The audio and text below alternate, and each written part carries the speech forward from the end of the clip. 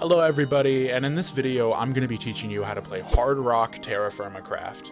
Now, I have some experience with this mod. I've made it pretty far, but I'm not, as you can see in the quest book, it says ages. I haven't made it all the way down the list, but I have made it far enough for you to get to the point where you can survive every day and make progress. So the first thing you should know when you start this is that this quest book is going to be very helpful, and you also get another book, which you want to turn into the TFC book, which looks like this.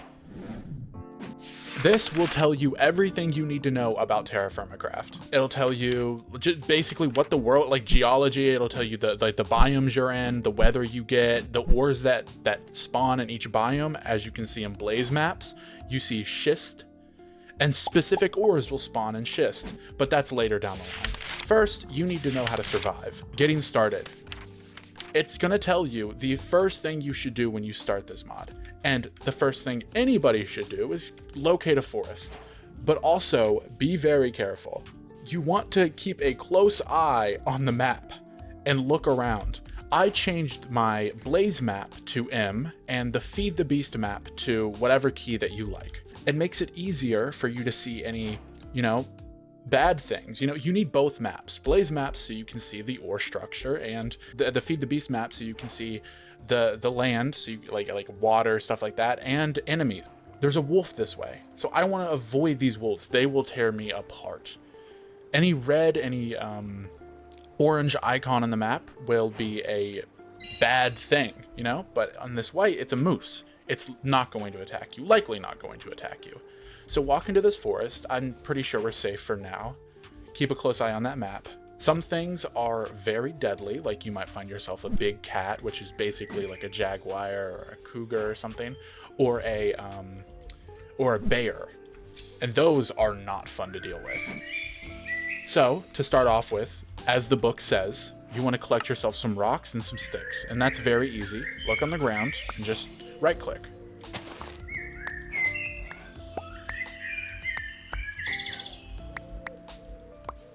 And you might find yourself picking up these twigs. Those can easily be turned into sticks just by putting them in your crafting grid. You want to familiarize yourself with your own inventory. These are all locked slots, meaning that you can't use them unless you unlock them at some point in the game. You also want to note that this little bar up here goes between a secondary, this is your offhand, like holding spot, so you can put stuff in here, it's wonderful. In this game, if you carry too much stuff, you will get a condition like encumbered, but I don't think these slots count towards that. I think there's a bug where these slots do not count towards that encumbered, that weight capacity. Anyways, so now that we have the rocks and the sticks, it's now asking us to make a bunch of things like an axe, a knife, a shovel. The things that you will need to make, and if we go to here, will be on this screen. First, go to one of your rocks and then start making the things. I'm going to start with making knives. So you can do it like this, which will get you 2 knives instead of the other way, which you can see up here, which will only get you 1. And if we open up our book, add that with a twig or a stick, and you get yourself a knife. Same with the shovel, axe, and javelin. You want to make these 4. These 2 aren't so useful right now, and you can't even make the wooden crook. You need string, which is very annoying to get. Anyways, so go to your stone, and then make yourself a javelin head. Then you want to make yourself an axe. Then you want to make yourself a shovel. Now that you have the tool heads that you need, go to your crafting grid and throw yourself the head and the stick and start making them.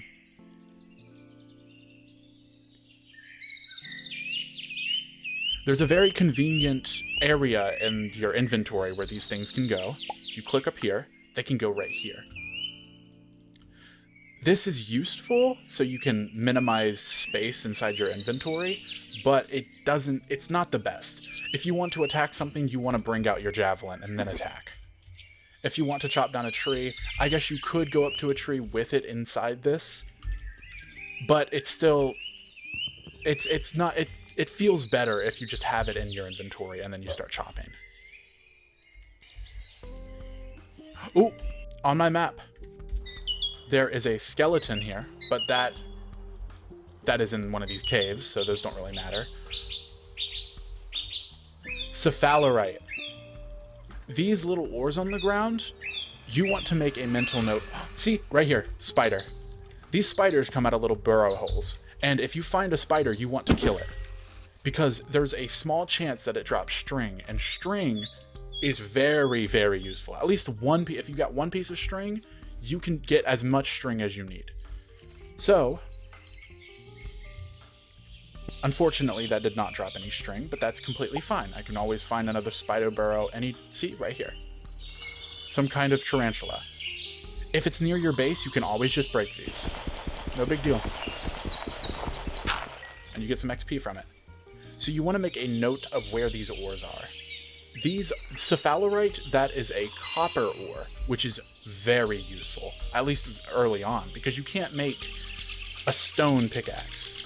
You have to start with copper, which is right here, and you have to make a copper head, and copper makes everything early on that you need and is very useful later on. Oh, it's getting nighttime, but you don't have to worry about nighttime. Make sure that there's nothing evil near you. These are skeletons, so they're underground.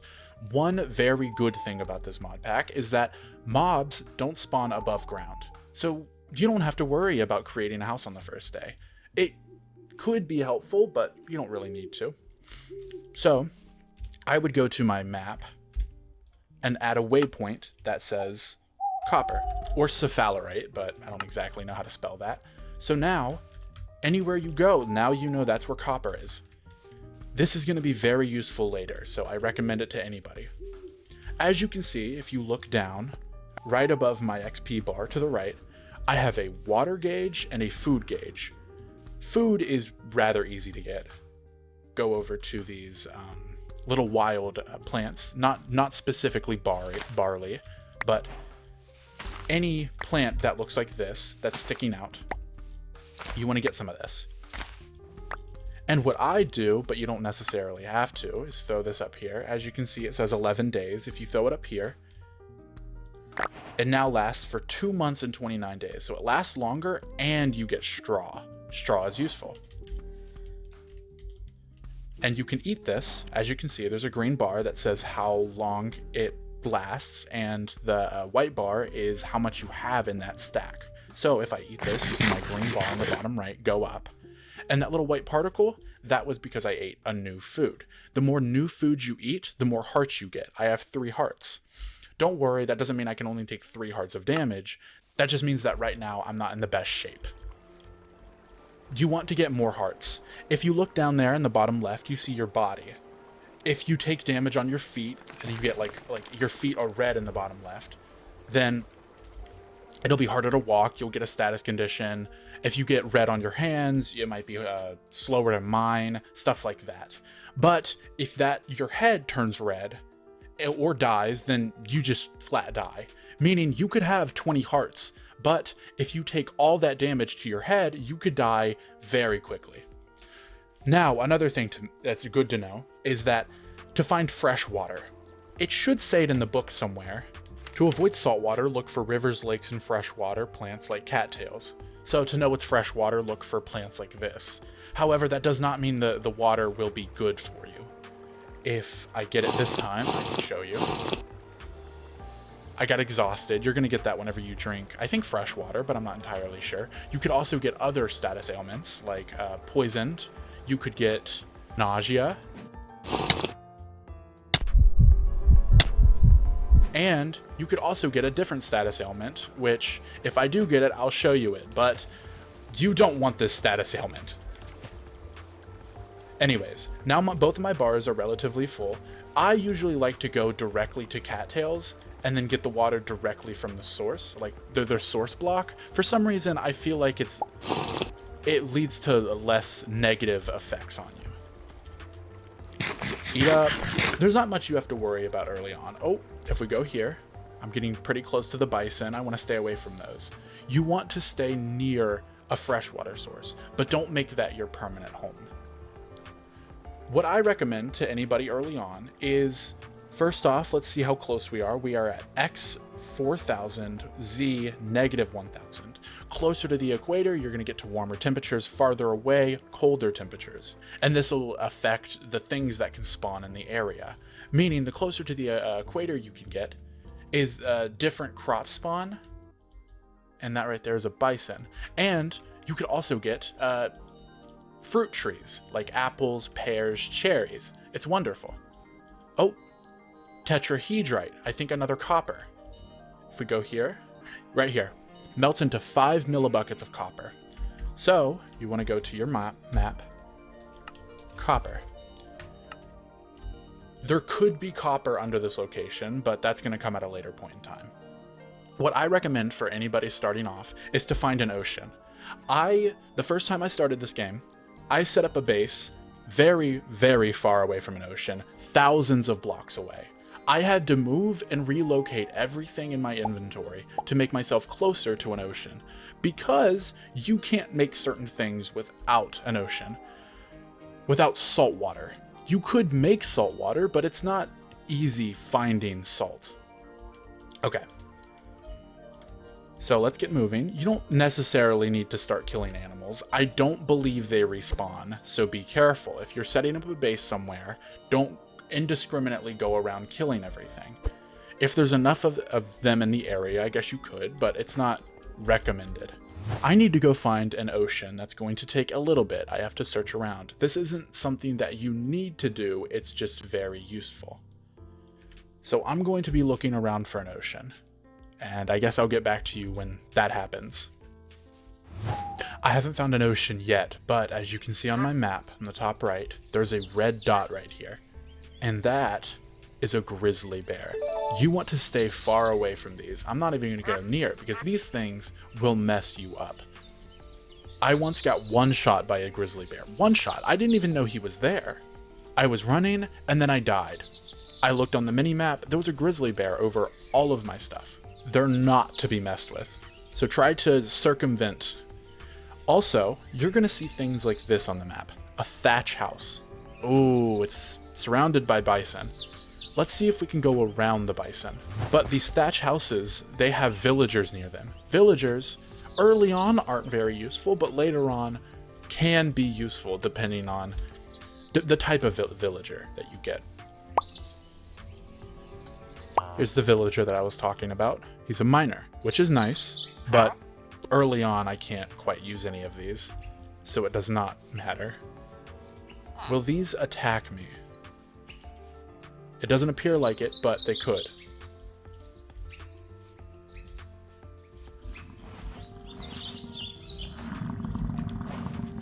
Those are not noises I like to hear.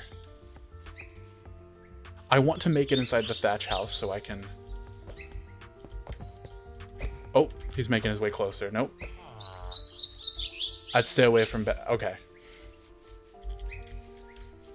So those bison are inside the thatch house, which... Why? Why would you do that? I need a little something from the house, and then I can leave you alone.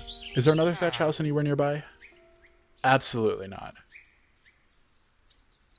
There's also things called large snakes that you want to stay away from. What I'm looking for right now to find the ocean is a river. Rivers, I think in the book, always lead to oceans. So if I can make my way down here to these bodies of water, I might be able to find something. Here's another thing that I want to show you all.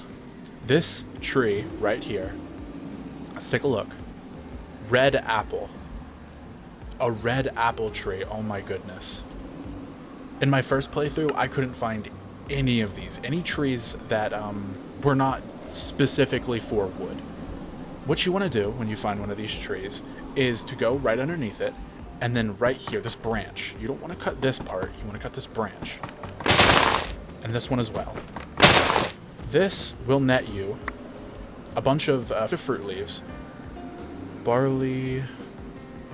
For right now, I can get rid of the stone knife head, and I guess the straw. You can always get straw.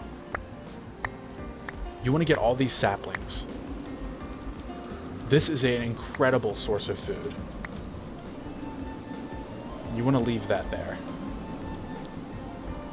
It seems like I can only get 2 saplings from this, but that is perfectly fine. Any amount of sapling is better than none. On my search for the ocean, I got the nausea effect from drinking from this cattail. So, it's not all good.